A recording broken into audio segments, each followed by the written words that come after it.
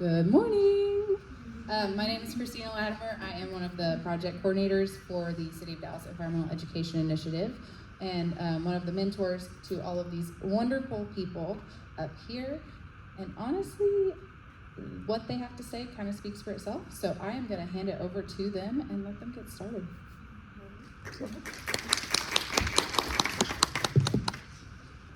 Hi everyone, my name is Andrea Panameno. I am one of the interns of 2025, and thank you all for being here today at the Dallas Environmental Education Initiative presentation. On behalf of our entire team, we would like to extend our deepest gratitude to each and every one of you for being here today. We would also like to take a moment to recognize the individuals, organizations who have supported us every step of the way, making this great accomplishment. This presentation covers a lot, so I'm going to give you a brief overview, beginning with an introduction of our team, followed by an overview of the Environmental Education Initiative program. We'll then highlight key moments from our summer internship, including sites visited, field work, and lab experiences. Lastly, we'll present research we conducted through the program and insights we gained. Let's start off with introductions. Starting off with me. Once again, I'm Andrea. I'm a rising senior at Hillcrest High School. I plan to major in interior design, and a fun fact about me is that I cheer for my school.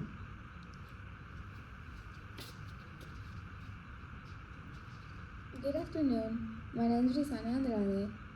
I am a rising senior at Science and Engineering at Tambi Magnet Center. My intended major is Civil and Environmental Engineering. Some fun facts about me is that I like to crochet and code. Hi everyone, I hope you're all doing well. I'm Eduardo Rangel. I'm a rising senior at Townview Business, and I plan to pursue a degree in civil engineering. A little about me is I'm an avid runner and hope to pursue my dream in running in college. Hello, my name is Ana Zaha. I'm a rising senior at Booker T. Washington High School. I plan to double major in clarinet performance and biology. Fun fact about myself, I'm a mycology enthusiast, which means I'm very passionate about fungi. Hello everyone, my name is Haley Andrade. I'm a rising senior at the School of Science and Engineering at Tambi Magnet Center. My intended major is aerospace or mechanical engineering, and one fun fact about me is that I like to jump.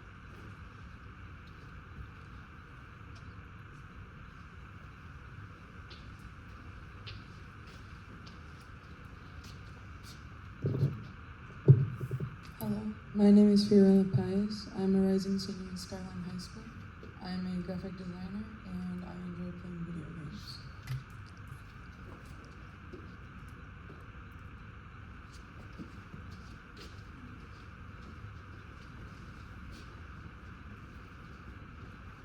Hello everyone, my name is Luam Kadane. I'm a recent graduate from Ursuline Academy, Dallas. I'm a rising freshman at SMU, and I'm about to study mechanical engineering. Fun fact about me, I was born in Sweden, and I like yoga.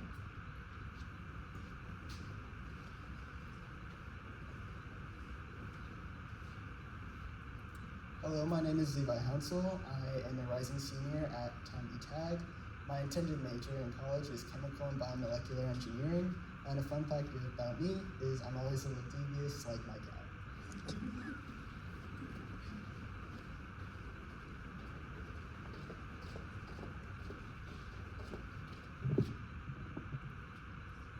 Hello, my name is Isabel Soto. I'm a rising senior at Skyline High School. My intended major is architecture, and fun fact about me is I am the third oldest of 8 siblings.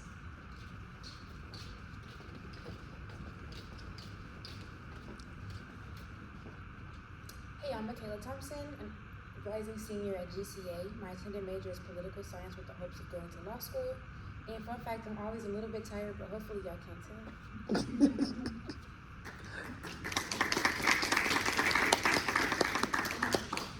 Now that you have met everyone, what is the Dallas Environmental Education Initiative? The Dallas Environmental Education Initiative is a dynamic program committed to cultivating environmental awareness, responsibility, and action across the Dallas community, designed to connect students, educators, and family with the natural world.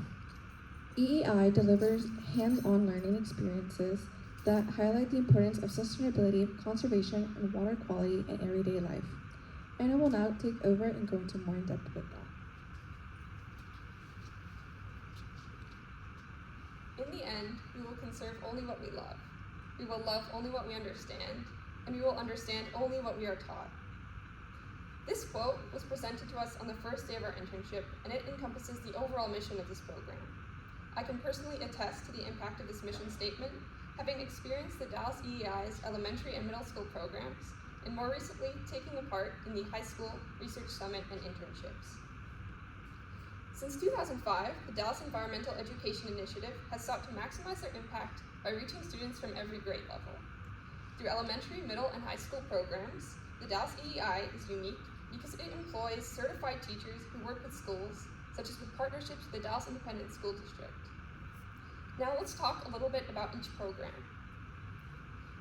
The elementary school level focuses on hands-on lessons in the classroom that align with state curriculum standards. Water cycle bracelet activities and water filtering activities are a few lessons that the team uses to help students understand the importance of water conservation. Students are provided with commitment cards and to pledge the changes they can make in their own behaviors, and they're also provided with takeaway items such as coloring books, wristbands, and toothbrush holders to share what they learn at home and hopefully help educate their families. At the middle school level, lessons are more discussion-based. Teachers utilize the Museum on Wheels, a display of engaging visualizations, to stimulate conversation. Students are also provided with shower timers and commitment cards to encourage self-efficacy, the belief in your own ability to make an impact. Now, Lysania and Haley will tell you more about DallasEEI's other programs.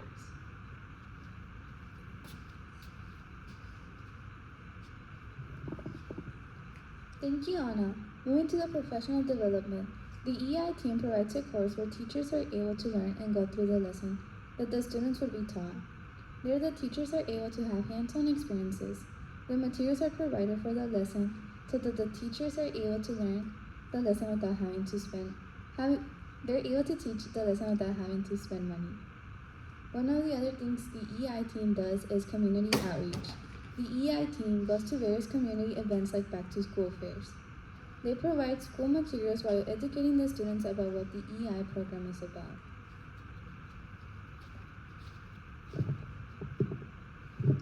Now for the outreach events. So the EEI team takes initiative by taking any opportunity to impart their knowledge onto communities. One such event is the Dallas Zoo homeschool event, where the EEI team takes their hands-on lessons and they do them at the zoo with the homeschool communities.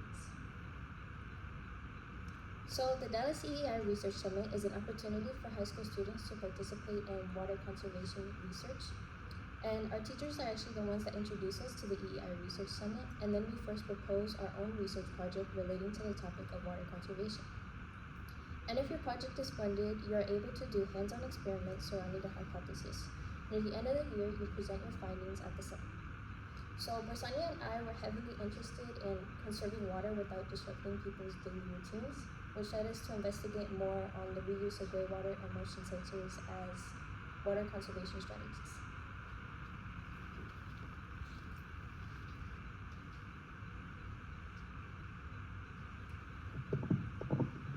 So we decided to make a smart shower. The shower will have sensors to detect the distance between the shower head and the person.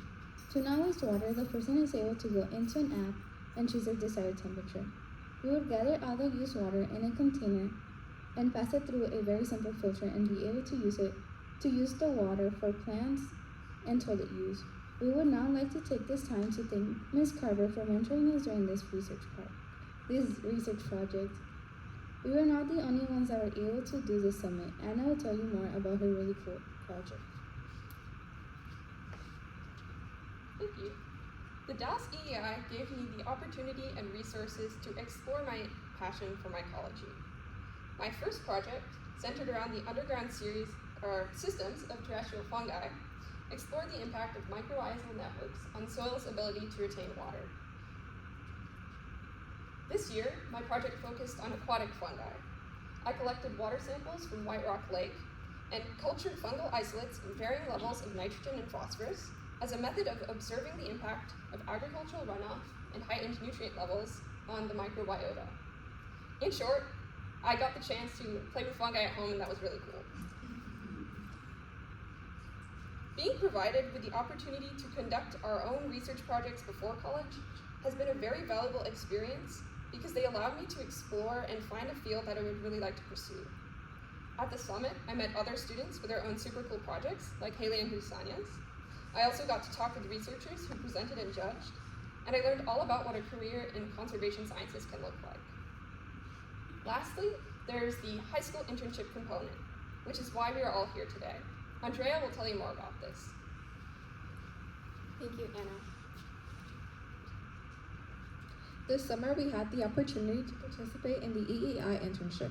As part of the internship program, we visited local water treatment plants and lakes to learn about water management and sustainability efforts in our region. We also toured research labs at the University of North Texas, go Eagles, where we engaged with scientists and learned about what they study and then talked about how it compares to EEI. This internship was able to give us valuable insight into real-world environmental work, depend on our understanding of the importance of protecting our natural resources.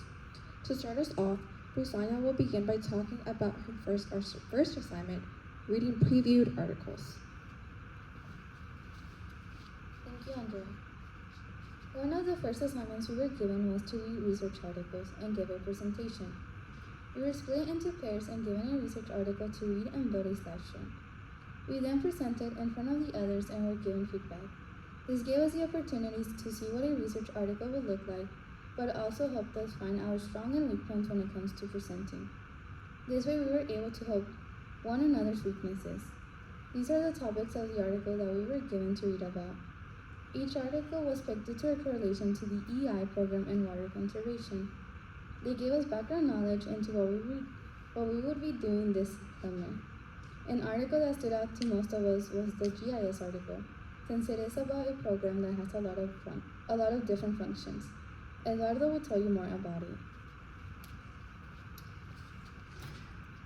Okay, thank you, Rasanya. Now, what is GIS, or Geographic Information System? Is the art and science of storing, analyzing, and displaying spatial data to create maps, 3D models, and more. Common examples include weather forecast maps, land development, and urban planning, often made using platforms like ArcGIS Pro, Google Earth Engine, and QGIS. As interns, we gain hands-on experiences using ArcGIS Online to create maps incorporating data such as population density, ecoregions, and average household income. Now let's take a look at the updated map we made using ArcGIS. This first map shows the elementary schools we visited. The different colored areas represent the different Dallas City Council districts. The blue stars show the schools that were impacted, meaning EI has visited them. The black dots represent the schools that were not impacted, meaning EI has not visited them. Using GIS, this helps us see where we've been, where support is still needed, and how our efforts are spread out across the city. Now let's move on to the second map. This one shows all the schools, not just elementary, middle school, and high schools. Just like the first map, the different colored areas represent the different Dallas City Council districts. The blue stars still represent the schools that were impacted, meaning EI has visited them. The black dots represent the schools that were not impacted. This map gives us a bigger picture of our overall outreach across different grade levels and helps us understand how our work is spread out throughout the whole school system. Now I'll pass it on to Michaela, and she will go more in depth on the researchers we met along the way. Thank you, Eduardo. Now I will discuss the amazing researchers, including UNT professors and students that spoke to us and allowed us to tell their lives. First, we have Dr. Thompson. As the director of the EEI program, she spoke to us on the first day. Happy to show us how far networking can take you, she asked each of us what our intended major was, and after each answer, she provided a connection here at UNT that she has fostered, or recommended we keep in contact with said person. Moreover, she taught us valuable lessons like dressing professionally, remaining curious, asking the right questions, being early versus being on time, and one of my biggest takeaways, which is networking. Now, I want to take this time to thank Dr. Mager and Dr. Roberts on behalf of the EEI team. We were able to tour Dr. Mager's lab here, Dr. Mager and Dr. Roberts' lab here at the UNT Science Building. We learned from Dr. Mager that he is studying the effect of aquatic stressors on marine life. Unfortunately, Dr. Roberts wasn't able to give a tour himself, but a grad student by the name of Celeste was able to substitute. She showed us her studies focused on the reproduction of fish. This was an ongoing experiment, so aside from these fish eggs, we don't have any pictures. Nevertheless, their studies are both great indicators of water quality, relating to EEI research topics, which I'll introduce later. Now, the students, both undergrad and graduate, they were able to serve as role models for me and the interns. They were knowledgeable and kind. Latifa, majoring in communications at Texas A&M, is an intern at the Side Story Collective. She gave us advice about our presentation skills and allowed us to acquire new resources for our presentations. Now, during our field trip to Lila, Victoria, Dr. Andrew Gregory's graduate student, demonstrated her passion for painted bunnies, which Haley will discuss later. We were able to watch her team catch, weigh, and tag the bird. After we caught it and tagged it for research, I was able to safely release it. At every field trip, lab tour, or lecture, I asked a question or made a comment about something. It is crucial to speak up about something that you may not fully comprehend or would like to know more about. I learned from Jessica at White Rock Pump Station that there is a mayor internship I will apply for next year. And Dr. Thompson's advice stood out to me and made a lasting impact on my professional life. Thank you to everyone who took the time to talk to us. Now, Varela will introduce the field trips and cover Central, my favorite field trip over the summer.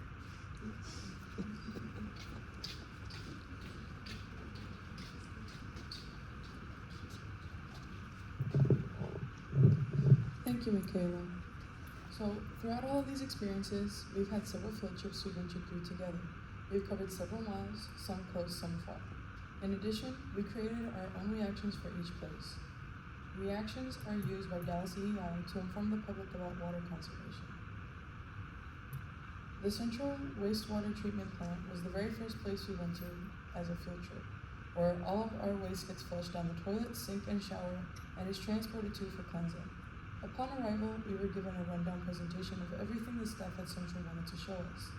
On a more personal note, my favorite part of this whole treatment plant was the disinfection tank. I always love playing with chemicals, although dangerous. It is very fun if you know how to be careful and know what you're doing.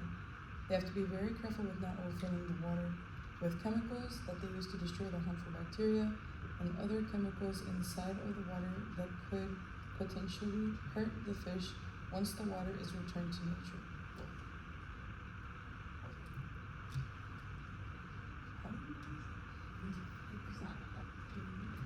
Just hit the thing. You got it. Yeah. Inside the water that could potentially hurt the fish within the water after they release it back to nature.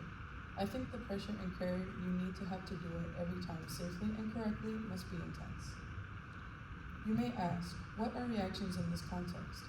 Reactions are projects we create to show off the things we learned and how we saw each experience with our own eyes.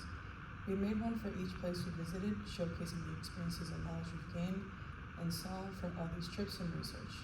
We got to choose how we wanted to present the field trips and research ourselves in our own way. I created an infographic of Central and what each building we went to were used for and what they did. Each one specializes in different steps to getting the water clean enough so that it is safe enough to return to nature without being harmful to the animals that they're returning the water to. I'll let Brisanna handle the background treatment plan.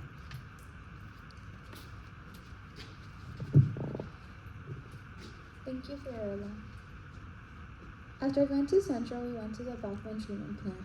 We were able to have a tour around the treatment plant about how they gather the water from the source lakes. We were able to see how they clean the water to make it safe to use. We learned that the main process of this treatment plant are treatment, purification, and distribution. The thing I found the most interesting was how they have a control room and they're able to control everything from different monitors, but they do have a mechanical procedure in case there's no electricity. The reaction that stood out the most to me was Isabel's because she put a lot of effort into her video. Alright, so this is our nitrogen boost room here. They're basically kind of like glorified air compressors since the air in this room or the air in the atmosphere is mainly nitrogen, around 79%, since the oxygen's around 21%. And so basically it compresses that air and then dries it out really dry because we don't want moisture in the generators, and we just put like around 2 to 3% nitrogen air in with the oxygen to help like stabilize the production and stuff like that. She brought her own mic to give to the tour guide to be able to get better audio quality. She was able to capture the most important details of each step that the treatment plant goes through. She was able to summarize the tour in a video of about 10 minutes, while including all the important information we learned, which I found pretty amazing. Isabel will tell you more about the next field trip.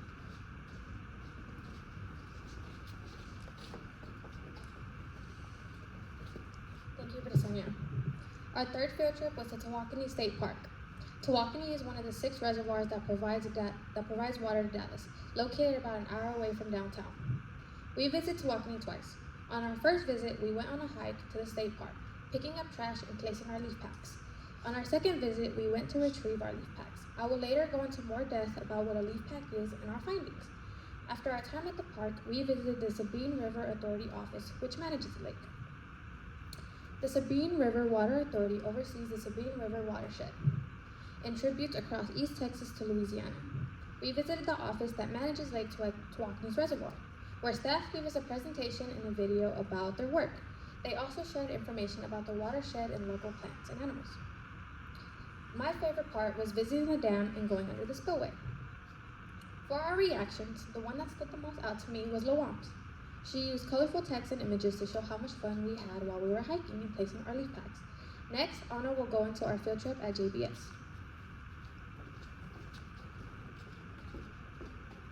The John Bunker Sands wetland is a natural alternative in the water treatment process that removes excess nutrients such as nitrates and phosphates from the water flowing through the Trinity River Basin. As the water passes through a series of cells, native plants draw out these excess nutrients. This process of utilizing biological systems to clean water is called bioremediation. This reminded me about a similar process at Central, the field trip Fiola talked about. There, we learned that microorganisms were being used in the filtration process to remove organic particles in the drip filters and aeration basins. At JBS, I thought that it was really cool to see this process used once again in a similar way, but this time with aquatic plants and macroinvertebrates that we could actually see. During our visit, we observed migratory birds and a diversity of wildlife that had integrated into the wetland habitat. When we learned that JBS was previously agricultural land, I was very surprised because it is so lively and it seems natural. On our visit, we learned about a few different processes that are used to determine water quality. For one process, we collected aquatic insects using a sweep net method. Isabel will tell you more about the importance of collecting aquatic insects when we talk about leaf packs, but it was really cool to learn about all of the different types of insects. Our second method of determining water quality was through tests to measure pH, dissolved oxygen, and nitrate and phosphate concentrations. These values must fall within certain bounds in order for the water quality to be considered good. To correct for heightened nutrient levels, the water is kept within the cells for a longer period of time. Here's a glimpse into Isabel's reaction. It provided a great overview of our trip to the wetlands, and I really liked the straightforward and visually appealing format. Now, Eduardo will tell you more about our next field trip. Thank you, Anna. We then continued to the White Rock Pump Station, where the Water Quality Division team gave us an insightful presentation. We learned how the department works tirelessly to monitor and test water quality, ensuring compliance with federal, state, and local environmental regulations to protect public health. From field services conducting meter investigations across the city to source water quality crews sampling lakes and tributaries throughout the region. Every unit within the division plays a critical role in maintaining safe water for the community. What fascinated me the most was the operation room. It's the nerve center of the water's distribution system, where real-time decisions are made to manage and allocate the right amount of water for Dallas residents. The fast-paced environment requires quick thinking and attention to detail. That kind of dynamic setting truly resonates with me. It's an environment that energizes me, one where I can see myself thriving. The combination of responsibility, teamwork, and real-world impact is exactly what motivates me. I left the visit inspired by the possibility of contributing to such vital work. Alright, out of all the reactions we reviewed, one of my personal favorites was the cartoon created by Anna. What stood out to me the most was how she managed to combine important factual information with a creative and entertaining format. Instead of just listing facts or using technical language, she turned the concept into a story that was both fun and easy to understand. Her cartoon was clearly designed with a younger audience in mind, specifically elementary and middle school students, and I think she really nailed it. The visuals were colorful and playful, and immediately draws attention. The way she explains the purpose and the importance of the White Rock Pump Station will simply get effective. This kind of approach is so important because it helps educate young people in a way that doesn't feel boring or overwhelming. I'll now pass it on to Haley, in which she will go over the Louisville Lake. Another trip we took was at the Louisville Lake Environmental Learning Area, also known as LEEA, and they are dedicated in protecting native Texas ecosystems while also fostering biodiversity through conservation efforts and providing environmental education programs such as field trips and projects. While we were at LEEA, we got to know about graduate research by Victoria Lenham, which was on the topic of painted buntings, which is a type of songbird. Victoria and her technicians collect data on birds' feathers to study delayed plumage maturation in male buntings. At LEEA, we also took a hike to retrieve leaf packs and examine them, which Isabel will speak more on that later. Things I enjoyed at LEEA was the scenery and as we're hiking and examining the leaf packs. I really enjoyed seeing Andrea's reaction. I thought it was well put together, and she was able to explain a lot of what we did at LEEA in detail. I mostly enjoyed how she organized and did her presentation, like her procedure on leaf packs and what we did.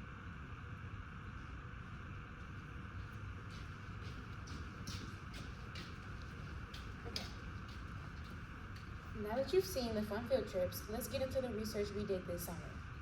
We are looking at two research topics, water quality and water conservation.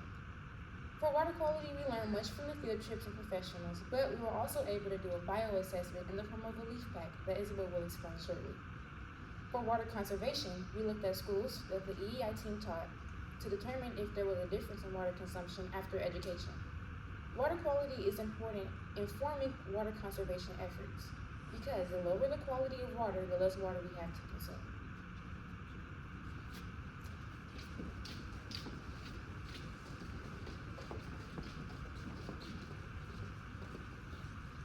Time for my favorite part of the internship. You've heard us mention leaf packs, but does anybody know what a leaf pack is?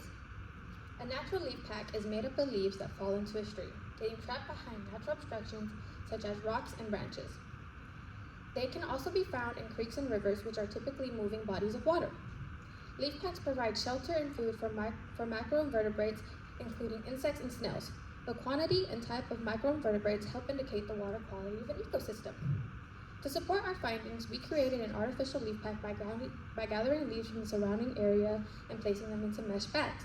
We placed these leaf packs in three different sites: LEEA, Tawakoni State Park, and the Spillway. Before I dive deep into our findings, here's a chart that shows some of the macroinvertebrates we found in our leaf packs. They are ranked from sensitive to tolerant. Organisms that are sensitive are found in ecosystems that are not polluted.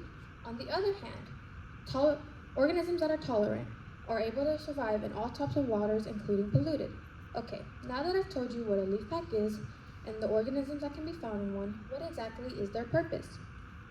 When talking to Dr. Thompson, she mentioned that when running tests for water quality, scientists can only find what they are looking for. For example, remember when Anna mentioned at JBS we tested the water for individual chemicals, like phosphate or nitrate, pH and nitrate. The pH test won't allow us to see anything other else than pH. Same for nitrate.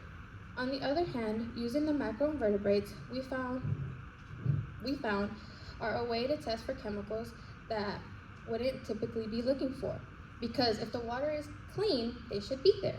But if they're not, that is an indicator that something can be wrong. Without these living organisms, we wouldn't have an overall picture of the water quality. At LEEA, we had 2 leaf packs in separate locations. Our first location was down past the hiking trail. As for our second, it was near the entrance at LEEA in a creek off the trail. For our first leaf pack that we placed, our coordinators Christina and Crystal,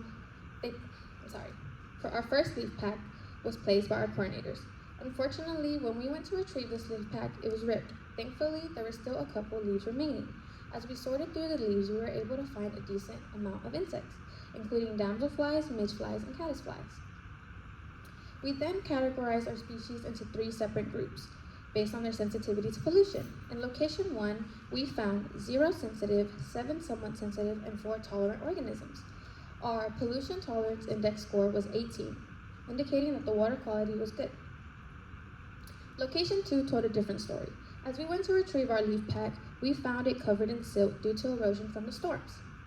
We found only 2 organisms, midgeflies and left-handed lugged snails, both falling under the tolerant category.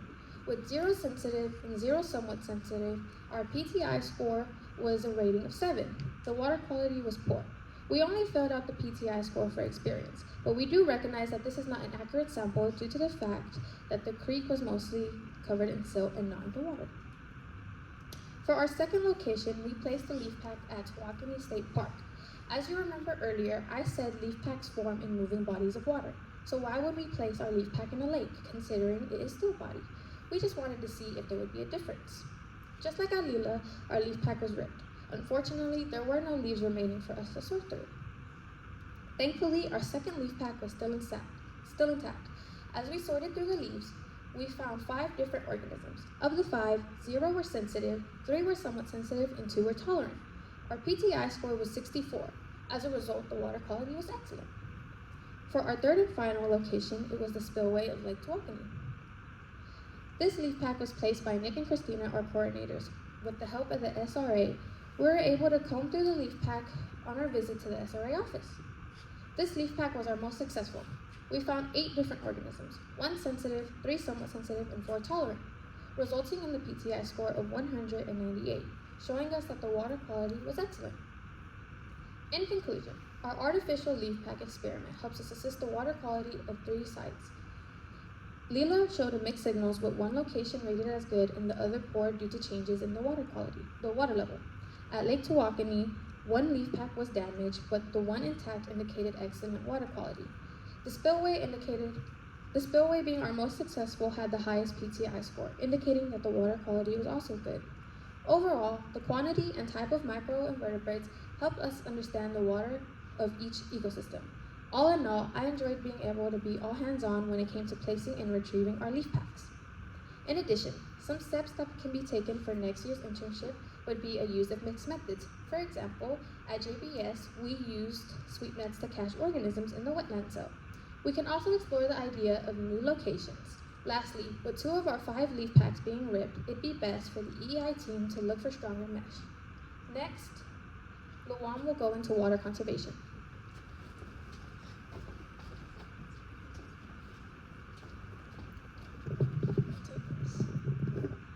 Thank you, Isabel.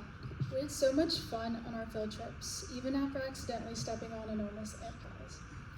But before we get into the research, we're going to go into the background. So, since 2006, we've seen around 156,681 elementary and middle school students.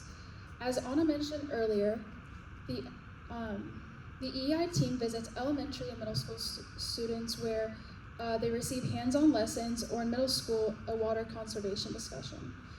What we want to know is if our visits are making a difference in water consumption. Are students really remembering what they learned? Are families actually changing their water habits? Well, by collecting data and measuring water use in a defined area, we can determine if our efforts are potentially having an impact. So in 2013, the interns did just that. EEI saturated or taught every class 4 elementary schools in the 75224 zip code. After statistical analysis, the 2013 interns found that households in those school zones use 501 fewer gallons of water per month on average after being saturated. That adds up to a potential 22 million gallons saved per year. One thing interns thought was a limiting factor was the lack of a control group, which was accounted for in the following research we'll be showing you. So we've talked about the elementary schools and school zones. So you might be wondering why we only use elementary students to conduct our research. The DallasEEI program visits public, private, and charter schools. So why do we choose to conduct our research with the public elementary schools in a district? The answer comes down to accuracy and representation. Attending in a private school in Dallas, I found that my peers were traveling as long as an hour and more to commute to school, some as far as Fort Worth and Flower Mound.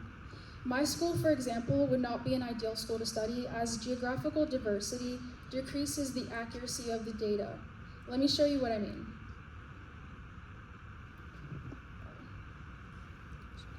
Public elementary schools provide accurate geographic data of the local population compared to public middle and high schools, which cause a larger area of often drawn from multiple neighborhoods or even across different districts. Because elementary schools tend to serve families who live closer proximity to the campus. As you can see, each school has a well-defined zone. The elementary zone, as we talked about, are generally smaller, which means most students attending an elementary school actually live nearby, making the school a strong reflection of the surrounding community. Looking at the circles in the elementary section, you can see 5 school zones. Now, if you look at the middle and high school zones, you'll notice they're much larger and often pull from multiple elementary schools. Choosing them to study would increase the variability in where students are coming from and would make it harder for our data to come back to one specific neighborhood or zip code. Again, referencing the circles on the map, one middle school pulls from all 5 of the elementary schools, and the high school in the circle pulls from even more elementary schools and multiple middle schools. So in conclusion, by reducing variability in where students come from, we improve the accuracy of our sample.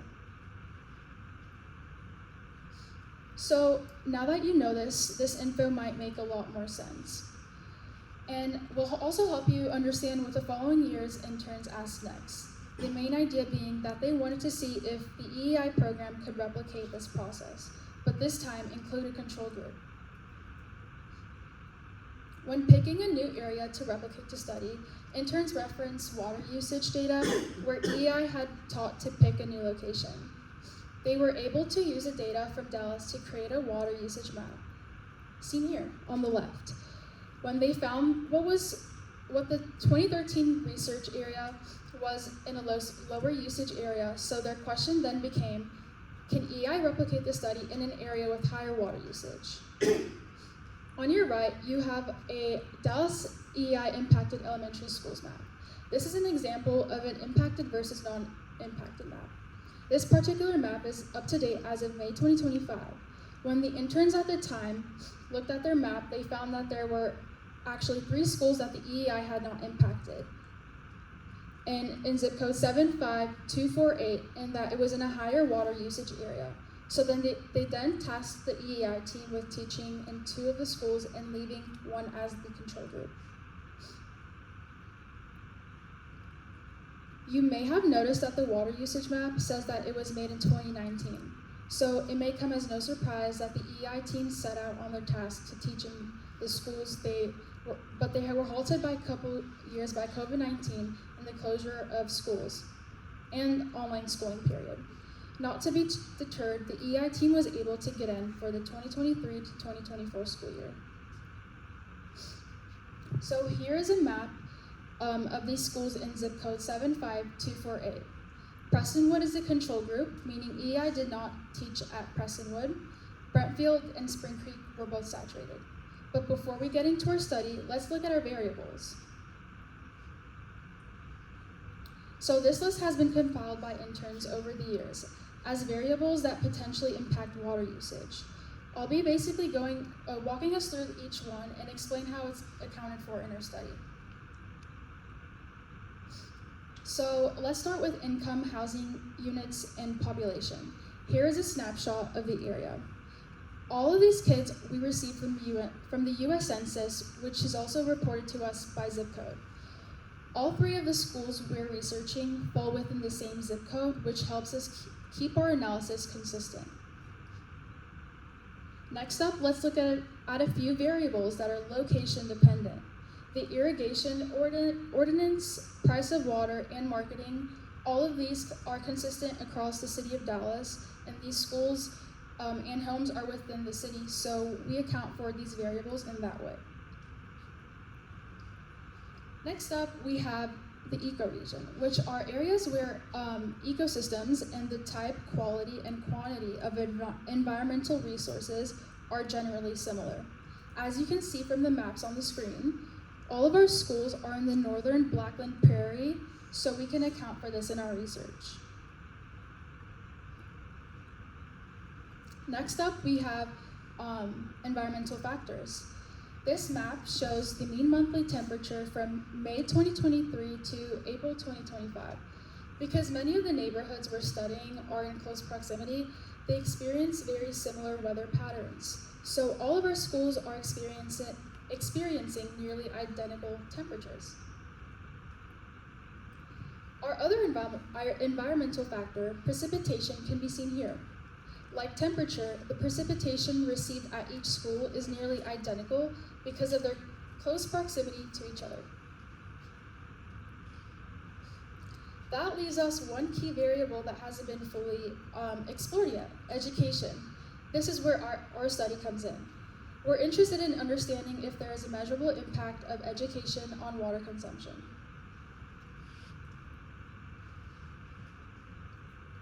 Next up, I'm going to be giving it to Levi to deep dive into the research.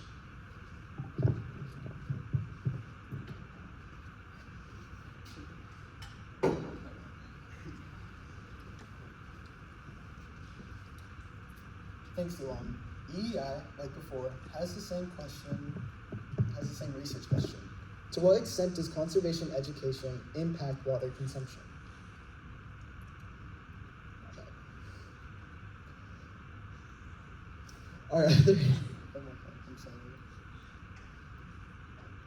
To begin our research, we first obtained anonymized water consumption data from the city of Dallas. This data is what we will use to analyze the effect of EEI's education. However, before we can just analyze the data, we have to clean and filter the data so that we can apply it to just our areas of interest, which is homes within our school zones. As you can see, there is some missing data for an address here in the table, and there were many out throughout the whole list. Water consumption data for some addresses were missing, and the data set includes some data that we did not need. To clean up our raw water use data, any addresses that were missing more than 3 months of water per year were removed, and additionally, we removed any addresses that were not single-family residential or that did not have an individual water use meter. Following the cleaning, we can look at data in our areas of interest. EEI is interested in 3 school zones, Brentfield and Spring Creek, which Christina and Nick taught at, and Prestonwood as a control group. Ben, our stats instructor, worked really hard on filtering water consumption data into the addresses within our target zones and made these maps to display the data. First, we have the target zip code 75248. Every house within the zip code is marked with a dot, and as you can see, there are 9,478 addresses in the 75248 zip code. Here we have the 3 indicated school zones within the zip code. And on the right are the school zones with addresses indicated with a dot. Brentfield in green had 2,768 addresses, Prestonwood in red had 1,170 addresses, and Spring Creek in blue had 1,590 addresses. This is our final data pool for the 3 school zones. Brentfield was educated from April 2023 to May 2024. Spring Creek was educated completely in April 2024. Prestonwood, our control, was not educated by EEI. Here we have the monthly water consumption pre versus post education, plotted for every month in the year May to April. Looking at it, it's hard to see the amount of difference here. This graph represents the same monthly water use data, but instead averaging all the months together. As you can see, water use decreased in all 3 school zones post-education. There is a more notable difference here, however. We actually have to analyze the data with statistics to find significance. To do so, we will use a difference in differences model. You might be wondering what a difference in differences model is. A difference in differences model regression estimates the effect of a treatment by comparing the change over time in the treated group to the change over time in the control group. Using the difference in differences model, we are able to actually compare the difference in water use, not just the total. So, even if Prestonwood used less water than Brentfield or Spring Creek, if the difference in water use after education is actually significant, we will be able to notice it. After inputting our data, our model analyzed the data and gave us this table. This table is weird, but is not too complex to understand. The easiest number to understand is the intercept, which is simply the mean monthly water consumption of homes within Prestonwood, our control group. So think of the number 13,116 gallons as the baseline number of gallons a home in the school zone will use in 1 month. Treated simply indicates the difference in water consumption compared to the control Prestonwood before education. So before our education, Brentfield's average home water consumption was 556 gallons above Prestonwood's, and Spring Creek's average home water consumption was 780 gallons above Prestonwood's. Both districts we treated initially did, on average, use more water than Prestonwood's baseline. The post is just showing us how much water use decreased in Prestonwood, our control. This shows us that even in an uneducated district, water use decreased after our period of education. So, treated ex post shows us the additional decrease in water consumption between our treatment groups and control. So, if Prestonwood's average home water use went down 336 gallons, then Brentfield's went down the same 336 gallons and an additional 246 gallons on average. And Spring Creek went down to 336 gallons and an additional 155 gallons as well. This value is what we are really looking at to see if the education had a significant impact. Think of this as our actual average monthly water use decrease due to education. P-values are essentially measures of statistical significance. A lower p-value indicates that the probability of getting our results is low, and therefore would serve as evidence that something has changed. A p-value is conventionally considered statistically significant if it is lower than 0.05.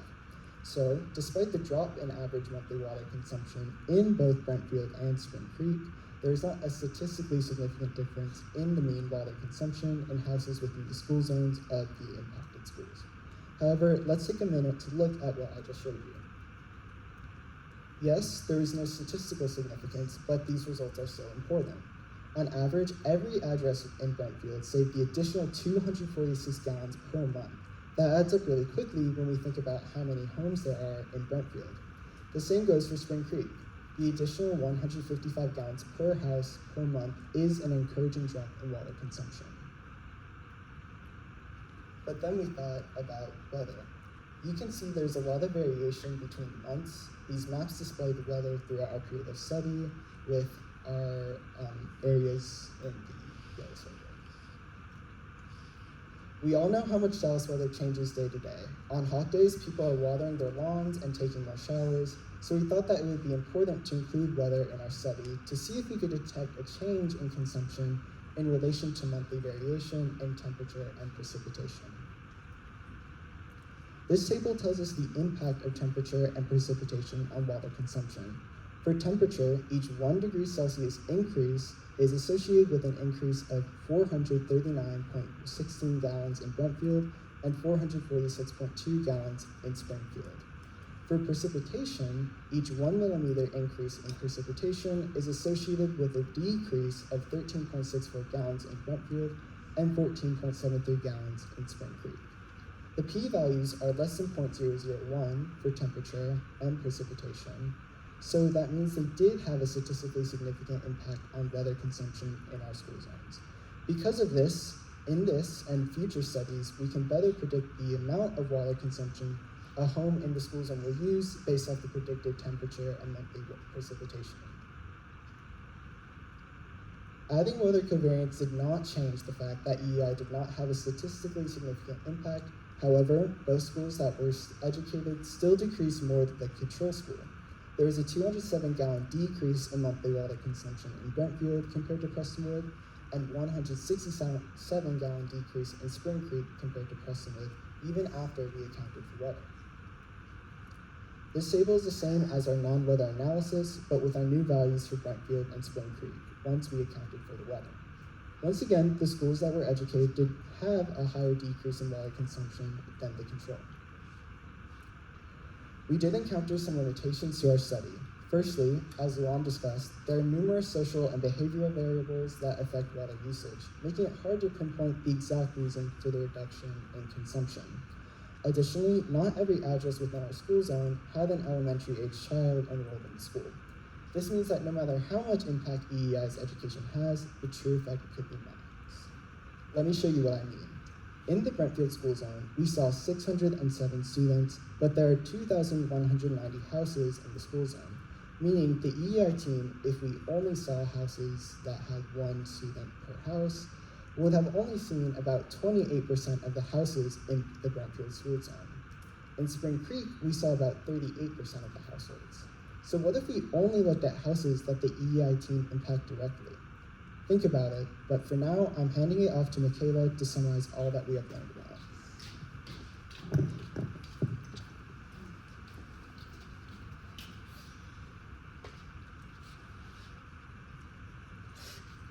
Is this you guys right now? Because that was a lot of information.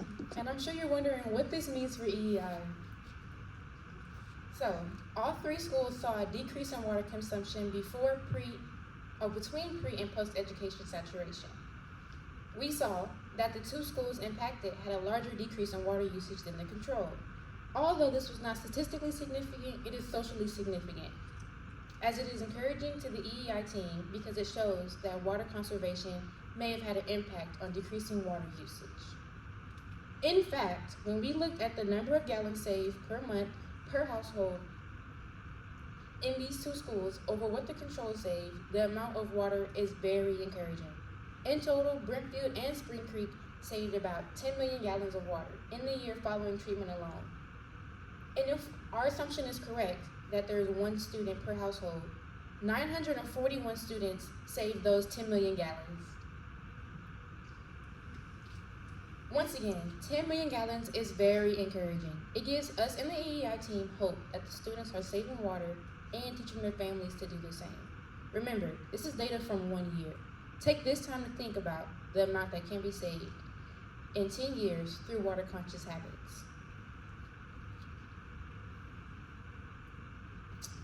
So, we see that the EEI efforts are working. In 2013, and again in our most recent study, water usage decreased after education.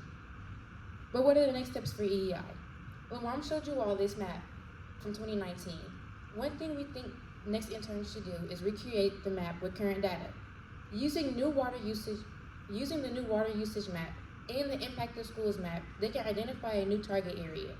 In the new target area, EEI can saturate the schools, making sure they include a control school, the temperature and precipitation amounts in the statistics model. One thing we think they should do differently in the next replication is analyze water usage from just addresses of students who attend the school. Imagine how water savings will look if we look at the houses with children from the impacted schools instead of the entire school zone.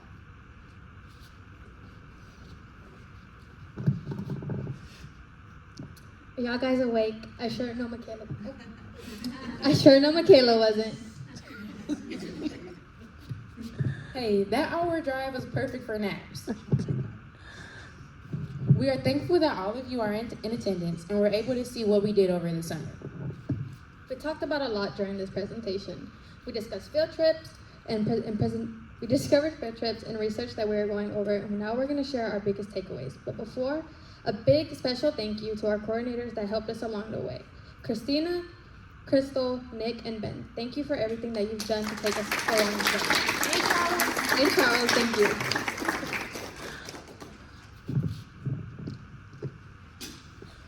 My biggest takeaway is the aeration basin at Central Wastewater Treatment Plant. It was very cool and dangerous and filled with microorganisms, but still cool. My biggest takeaway from the internship was learning about macroinvertebrates and how they helped us identify the water quality. Now I know that if I am ever stranded, look for a water that has the most bugs in it.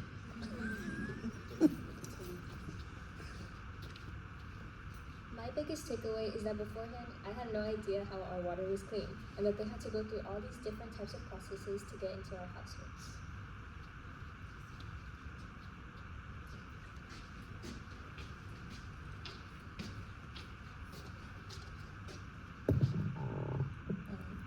I just thought sink water was dirty water because I had no idea that it had other processes. So I was just like, no, I'm not drinking it until this internship.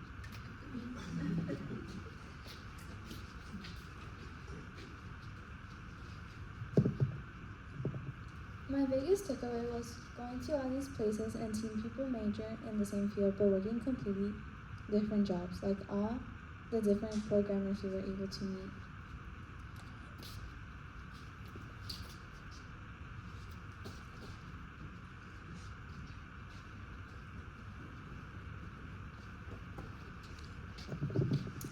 My biggest takeaway was that we all have an important role to play in water conservation and education. I don't think I realized how important it was before I did this internship. So yeah. My biggest takeaway would be the amount of opportunities in something so simple as water, and the importance of connecting with others because you never know who you may run into.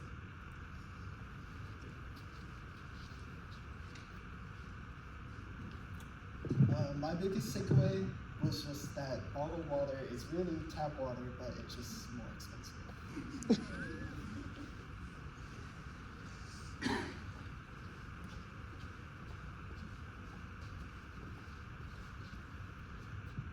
My biggest takeaway was that it grew my interest into a STEM career, and I still don't like bugs.